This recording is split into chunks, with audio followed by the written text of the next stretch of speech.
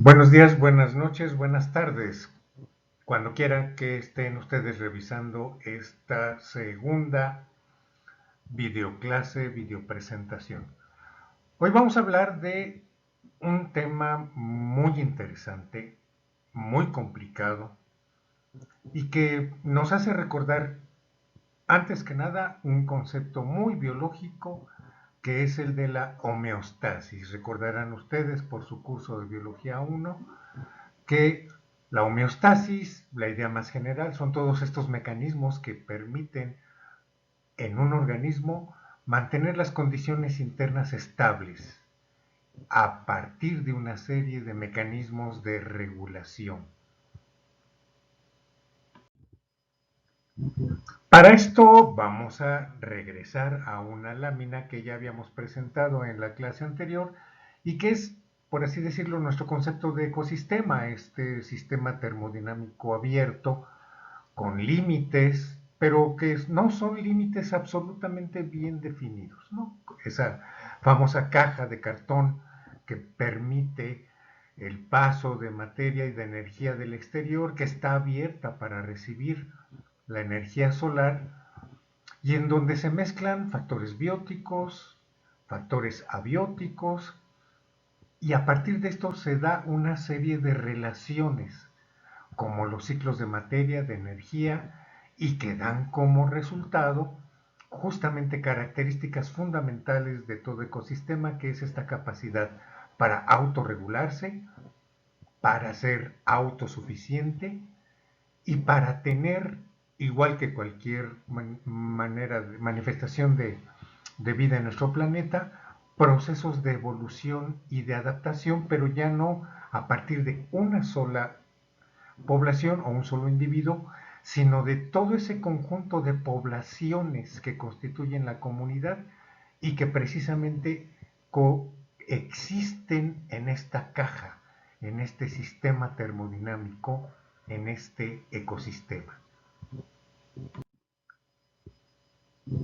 Las relaciones entonces que se van a empezar a establecer entre las distintas poblaciones de nuestra comunidad, en primer término, las vamos a ver en los famosos ciclos de materia, que la manera más sencilla de ilustrar esto son las famosas cadenas tróficas o cadenas alimenticias.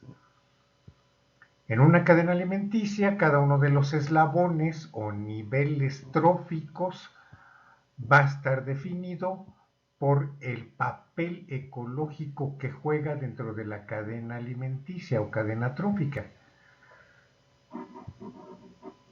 No sería exagerado señalar que en cualquier ecosistema los productores son el inicio y base de todo ecosistema. Van a ser los productores aquellos que precisamente fabrican la materia orgánica utilizando la energía solar, utilizando los recursos del suelo, las sales minerales, y a partir de ahí va a haber organismos que son los consumidores primarios que directamente se alimentan de los productores. La manera en cómo se esquematiza esta relación es que parte de la materia de los productores pasa, y de ahí el sentido de la flecha, a los consumidores. En este caso, aquellos que se alimentan directamente de los productores van a ser conocidos como consumidores primarios o herbívoros, que se alimentan de hierba o de cualquier parte de un organismo productor. Una parte de la materia y la energía contenida en los consumidores primarios va a ser el alimento de los consumidores secundarios o carnívoros, que pueden tener obviamente varios niveles. Un consumidor secundario puede alimentarse de especies pequeñas y a su vez ser el alimento de un consumidor más grande que sería, en este caso, consumidor terciario. Y juegan un papel también muy importante el que sería el último eslabón, por así decirlo, de toda cadena trófica, que son los organismos descomponedores. Estos van a actuar sobre los restos de materia orgánica de cualquiera de los eslabones anteriores, pero van a permitir liberar los nutrientes que todavía están contenidos en los restos, descomponer químicamente estos compuestos hasta moléculas muy simples, y parte de esta materia ponerla nuevamente al servicio de los productores para reiniciar nuevamente este proceso. Este proceso, por lo tanto, es cíclico y permite una constante fabricación, sí, de materia orgánica a cargo de los productores, pero también un reciclamiento importante de los nutrientes que han recorrido toda nuestra cadena trófica, toda nuestra cadena alimenticia. En términos reales, no nada más hay un solo tipo de productor, en un ecosistema suele haber muchos, obviamente una buena cantidad de herbívoros o consumidores primarios, los cuales van a servir de alimento de una buena cantidad de consumidores secundarios o carnívoros, y a medida que nosotros nos alejamos de los productores, pues obviamente vamos a ver que el tamaño inclusive de los consumidores suele ser cada vez mayor.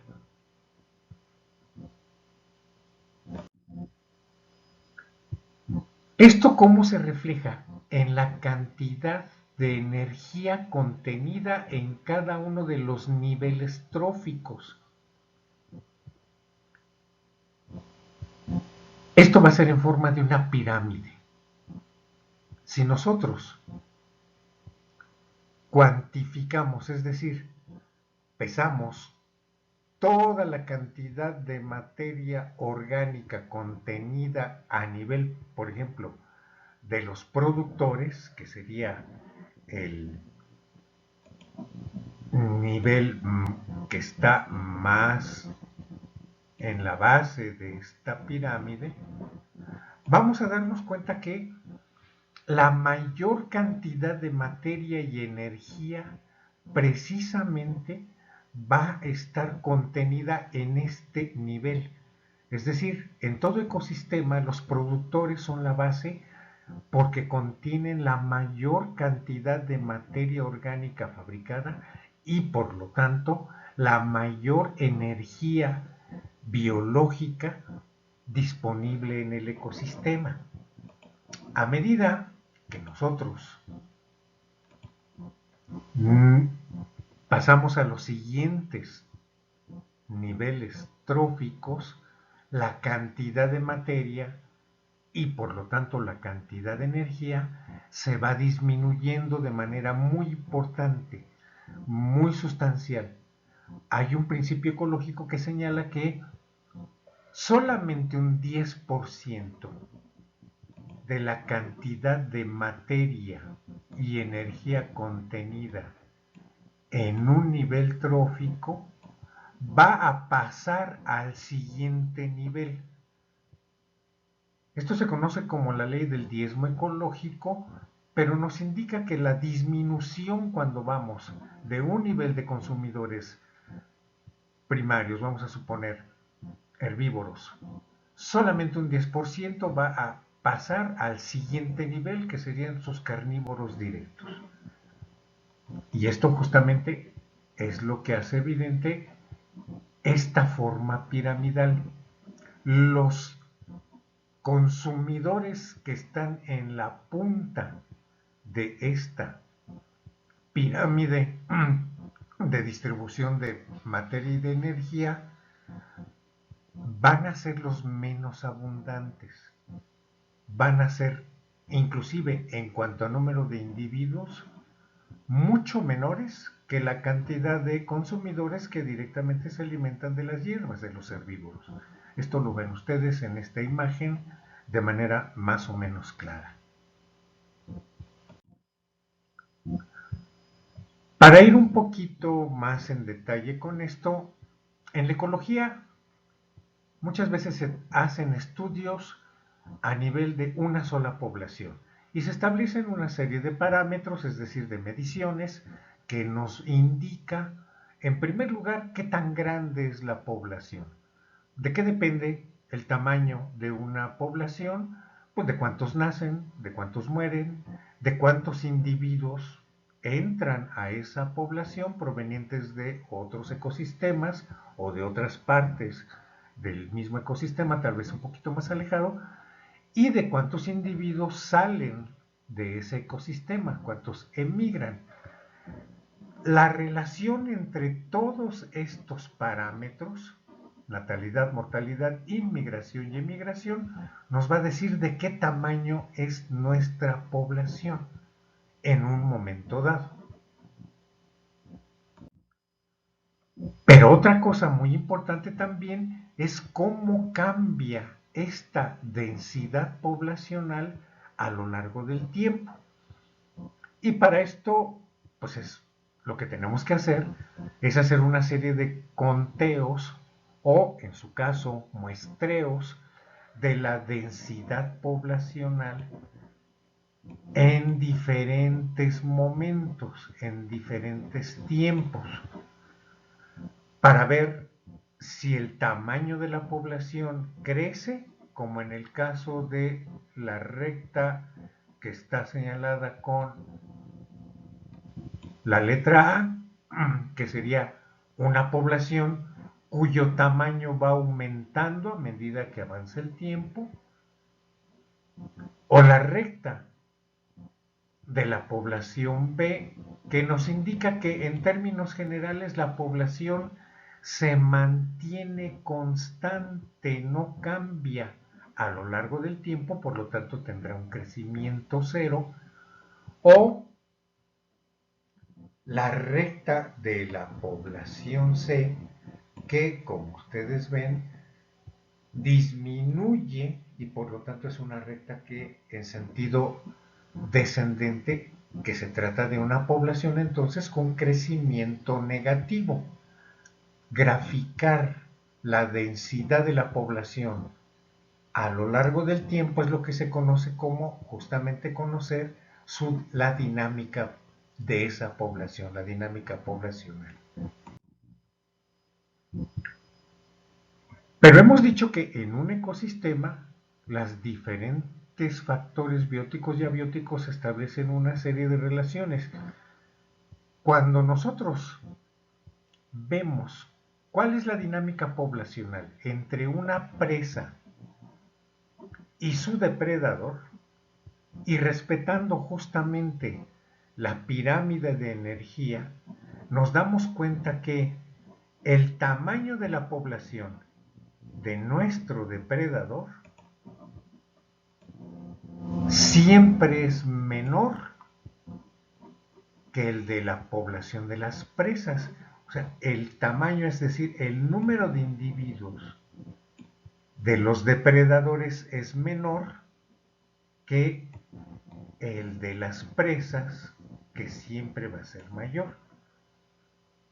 Esto tiene una razón de ser. Si los depredadores estuvieran en un número excesivo, fácilmente acabarían con las presas. Al tener esta diferencia en el tamaño de la población de depredadores con sus presas, se garantiza sí que haya alimento para los depredadores, pero que la población de presas, al ser siempre mayor, no va a desaparecer. Esta es una forma de regular la población tanto de los depredadores como de sus mismas presas. No nada más se da la relación de depredación entre poblaciones de diferente especie en una comunidad. Puede haber procesos de competencia, puede haber procesos, ya lo mencionamos, tomamos como ejemplo el de la depredación, pero también puede haber relaciones de parasitismo, de mutualismo, algo así como de ayuda mutua, o de amensalismo. Todas estas relaciones se han dado como resultado de procesos de evolución del conjunto de poblaciones, es decir, de la comunidad que existe en ese ecosistema y que responden a los resultados de un proceso que se han dado en un ambiente, en un ecosistema específico y que en conjunto en los ecosistemas estables permiten una regulación poblacional. Todos ellos han coexistido durante cientos, miles de años y cada uno jugando su papel va a ayudar a contribuir a que se regule la población de todos los integrantes de esta comunidad en un ecosistema. Y esto nos conduce a otro concepto también muy importante en ecología, que es la famosa capacidad de carga del ambiente, que en pocas palabras lo que nos dice es que en todo ecosistema, para que éste pueda permanecer estable y para que todas las poblaciones que en él habitan puedan sobrevivir a lo largo de muchísimo tiempo, el número de individuos que ese ecosistema puede contener va a corresponder a la cantidad de recursos, tanto bióticos como abióticos, que ese ecosistema tiene y que precisamente en el mejor de los casos, el número máximo de individuos que cada población debe de tener no debe de sobrepasar este límite imaginario que corresponde a la cantidad de recursos limitantes que un ecosistema puede tener. ¿A qué tipo de recursos nos referimos? En primer lugar, pues puede ser al espacio, a la cantidad de recursos como el agua, a la cantidad de plantas que son capaces de fabricar materia orgánica. Todo tiene límite en un ecosistema y por lo tanto estos diferentes factores que regulan a las poblaciones van a hacer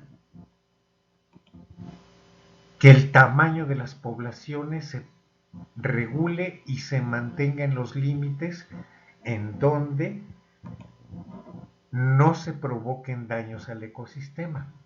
Hay algunos factores que son netamente dependientes de la densidad de las poblaciones. Por ejemplo, si hay muy pocas presas para un depredador, eso va a ser el factor que limite la cantidad de depredadores de los cuales se alimenten. Pero va a haber factores como los factores denso independientes que no tienen que ver y que actúan de manera independiente a la densidad que las poblaciones de ese ecosistema tienen, pero que van a ejercer también el mismo factor, el mismo efecto de limitar el crecimiento indefinido de una población. Pensemos simple y sencillamente en los cambios de estación. Cuando se viene el invierno, cuando cambian las temperaturas y se disminuye tan solo por un efecto totalmente externo, como es las heladas o las sequías, disminuye la cantidad de organismos productores y por lo tanto disminuye también la cantidad de alimento y esto repercute en el tamaño de las poblaciones de todos los organismos que habitan en ese ecosistema. Con esta información general y obviamente con una investigación que ustedes van a tener que completar, yo les voy a solicitar como actividad o como tarea número 2 un cuestionario de 5 preguntitas. ¿Por qué cosas, por qué aspectos puede competir los individuos de una misma población? Ustedes busquen, por favor, en textos, en revistas, ¿qué es la competencia?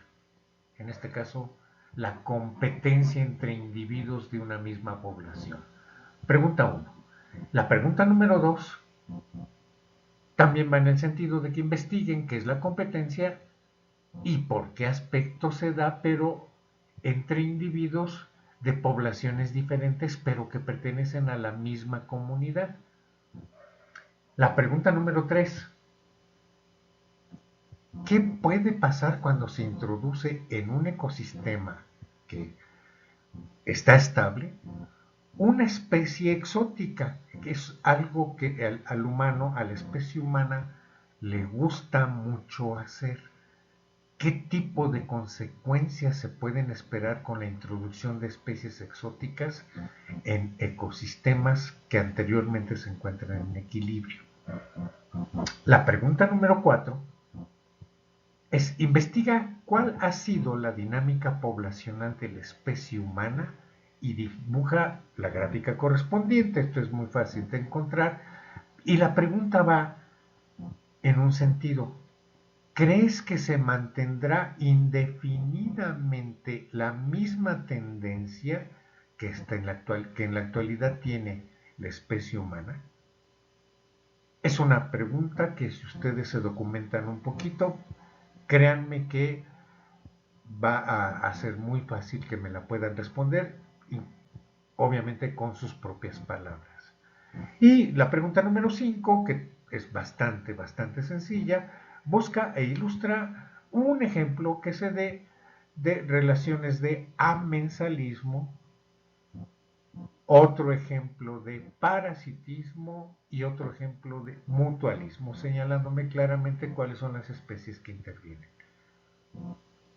Les espero en la próxima sesión para aclarar dudas sobre esta tarea y seguimos en contacto. Para mí, buenas noches; para ustedes, lo que sea, pero que tengan un buen día. Muchas gracias.